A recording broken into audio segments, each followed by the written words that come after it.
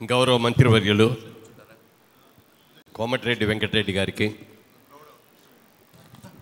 వేదికను అలంకరించిన మా సినీ పెద్దలకు, అలాగే మా వ్యాపార సోదరులకి, రియల్ ఎస్టేట్ ముఖ్యంగా మా రియల్ ఎస్టేట్ సోదరులకి, అలాగే విష్ణు గారికి ఇంత పెద్ద కార్యక్రమాన్ని ఇంత చక్కగా చేసి నాకు మంత్రి గారి చేతుల మీదుగా ఇవాళ సత్కారం చేయడం నాకు చాలా చాలా సంతోషంగా ఉంది. చాలా కాలంగా వారితో పరిచయం ఉన్నప్పటికీ కూడా ఇవాళ రోజున ఆయన ఎక్కడెక్కడో కూడా ఉండొచ్చు కూడా నా ఫంక్షన్కి రావాలి అని అన్నీ వచ్చి ఇక్కడికి రావటం, వారి చేతుల మీదుగా ఇచ్చి వారి ఆశీస్సులు అందజేసినందుకు మనస్ఫూర్తిగా నేను నా కృతజ్ఞతలు తెలియజేస్తున్నాను. ఎందుకంటే తెల్లవారుజాము 4 కాడి నుంచి ఆయన పని చేస్తూనే ఉన్నారు. ఎక్కువసేపు నిలబెట్టడం కూడా కరెక్ట్ కాదు. ఆవిడ్ని ఒక ముఖ్యమైన విషయం మీరు ఉండగానే మాట్లాడదలుచుకున్నాను సార్. ఒకప్పుడు కళాకారులందరినీ కూడా రాజులు పోషించేవారు, వాళ్ళకి బహుమతులు ఇచ్చేవారు, బిరుదులు ఇచ్చేవారు, అన్నీ ఇచ్చేవారు. తర్వాత రాష్ట్ర ప్రభుత్వాలన్నీ కూడా కేంద్ర ప్రభుత్వం అవార్డులు కానీ రాష్ట్ర ప్రభుత్వం అవార్డులు కానీ అవార్డులు ప్రభుత్వమే ఇస్తూ వచ్చింది. ముఖ్యంగా మనకు నంది అవార్డ్స్ అనేది దాదాపుగా 40 సంవత్సరాలుగా ఇస్తున్నారు. చాలా బ్రహ్మాండంగా జరిగినాయి ఇప్పటివరకు జరిగినాయి అన్నీ కూడా. మా అందరికీ ఏమిటంటేనండి, ప్రభుత్వం గుర్తించి ఒక అవార్డు ఇచ్చింది అంటే దాన్ని ఘనంగా చెప్పుకుంటాం మేమందరం కూడా. దాని మీద లక్షల కోట్లు రావు, 1,00,000 కోట్లు రాకపోయినా కూడా ఒక ప్రభుత్వ అవార్డు వచ్చిందంటే మాత్రం ఎంతో ఆనందపడతాం మేము. ఆ విధంగా జరుగుతున్నది. రాష్ట్ర విభజన జరిగిన తర్వాత, అది దురదృష్టవశాత్తు జరిగిన ఎలా జరిగినా కానీ రాష్ట్ర విభజన జరిగిన తర్వాత నంది అవార్డ్స్ ఎవరు ఇవ్వాలి అనేది వచ్చింది. ఆంధ్రప్రదేశ్ పేరు మీకే వచ్చింది కాబట్టి నంది అవార్డు మీరే ఇవ్వండి, మీరు ఇస్తేనే బాగుంటుంది అని చెప్పారు.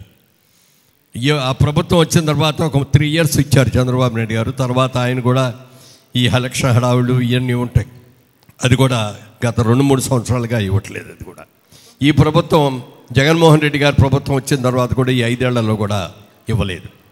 ఇక్కడ తెలంగాణలో చూసుకుంటే 1-2 సార్లు కేసీఆర్ గారు రమ్మని పిలిచినా వాళ్ళ దగ్గరికి వెళ్ళి మాట్లాడినా అదే వారు ఓ టైంలో సింహ అవార్డ్స్ అని పెడతాం, నంది అవార్డ్స్ వాళ్ళు ఇస్తున్నారు కాబట్టి అని చెప్పి అనటం జరిగింది. అనటం వరకే జరిగింది కానీ అది సక్రమంగా సక్రమంగా అసలు జరగల. ఎందుకంటే మీకు చాలా ప్రయారిటీస్ ఉంటాయి, నేను కాదని అన్ను. ఏ దేశంలో అయితే కళాకారులు కానీ, సంగీత కళాకారులు కానీ, నృత్య కళాకారులు కానీ, కవులు కానీ గౌరవించబడతారో ఆ రాష్ట్రం సుభిక్షంగా ఉంటుంది అనేది పెద్దలందరూ కూడా చెప్పిన మాట సార్. మీరు దయచేసి, మీరు మా మంత్రిగా వచ్చారు కాబట్టి మాకు ఎంత ఆనందం అంటే మీ హయాంలో ఖచ్చితంగా జరుగుతుంది. మీరు వెళ్ళి ముఖ్యమంత్రి రేవంత్ రెడ్డి గారికి కూడా చెప్పి వారిని కూడా ఒప్పించి మమ్మల్ని అందరికీ ఒక డేట్ ఇస్తే మా ఇండస్ట్రీ తరఫు నుంచి పెద్దవాళ్ళందరితో కలిసి మేము వస్తాం, వచ్చి మీకు విన్నవించుకుంటాం. మీరు తప్పకుండా కన్సిడర్ చేయాలి సార్. ప్రభుత్వ అవార్డే ఇవాళ రోజున మరి విష్ణు గారు దాదాపుగా 7-8 సంవత్సరాలుగానో 10 సంవత్సరాలుగానో ఆయన అవార్డులు ఇస్తున్నారు. ఇలా ప్రైవేటు సంస్థలు ఇస్తున్నారు తప్ప ప్రభుత్వం నుంచి ఈ సత్కారం మాకు రావటం లేదు. అలాగే మన సురేష్ కొండేటి గారు అని ఆయన 22 సంవత్సరాలుగా ఇస్తున్నాడండి. ఏది ఒక్క తెలుగు వాళ్ళకే కాకుండా తెలుగు, తమిళ్, కన్నడ, మలయాళం 4 భాషలకు, సౌత్ ఇండియన్ లాంగ్వేజెస్ 4 లాంగ్వేజెస్ కలిపి ఆయన అవార్డ్స్ ఇస్తూ వచ్చారు. ఆయన ఇలా ప్రైవేట్ సంస్థలే ఇస్తున్నారు. గతంలో అయితే ఫిల్మ్ఫేర్ అవార్డ్స్ బాంబేలో వాళ్ళు కూడా చాలా బాగా ఇస్తారు, ఇప్పటికీ కూడా కంటిన్యూ చేస్తున్నారు. ఒకప్పుడు రామోజీరావు గారు కూడా సితారా అని మ్యాగజైన్ వచ్చేది, సితారా అవార్డ్స్ అని ఆయన కొన్ని సంవత్సరాలు ఇచ్చారు. జ్యోతి చిత్ర పేపర్ వచ్చేది, జ్యోతి చిత్ర సినిమా పత్రిక, దాని గురించి కొన్నాళ్ళు వాళ్ళు ఇచ్చారు. మన సినీ హెరాల్డ్ అని పేరేంటి, సినీ హెరాల్డ్ మ్యాగజైన్ ఠాకూర్ హరిప్రసాద్ గారు కూడా 10-15 సంవత్సరాలు ఆయన అవార్డులు ఇచ్చారు.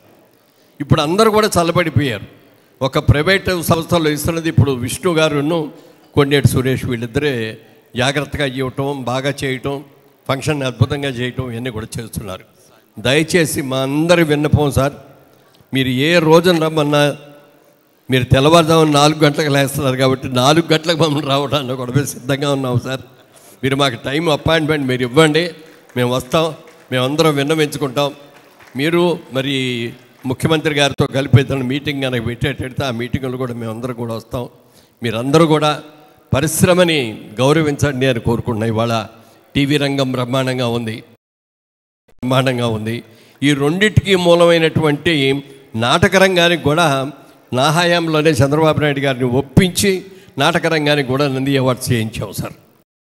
3 రంగాలకి, సినిమా, టీవీ, నాటక రంగం, ఈ 3 రంగాలకి ప్రభుత్వం తరపు నుంచి అవార్డులు ఇస్తే కళాకారులందరూ కూడా చాలా ఆనందపడతారని విన్నవించుకుంటూ, మరి మిగిలిన అన్నీ బాగానే ఉన్నాయి. ఇక్కడ మాకేమీ ప్రాబ్లం లేదు, బ్రహ్మాండంగా చూసుకుంటున్నారు, అందరూ మర్యాదగానే చూసుకుంటున్నారు.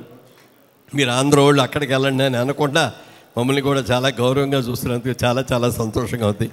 ఎక్కడ వాళ్ళమైనా మీరు మేము అందరూ కూడా తెలుగు వాళ్ళమే కదా. మరి దాదాపుగా నేను మా ఊళ్ళో కూడా ఇన్ని సంవత్సరాలు ఉండాలి, హైదరాబాద్లో ఉన్నన్ని సంవత్సరాలు.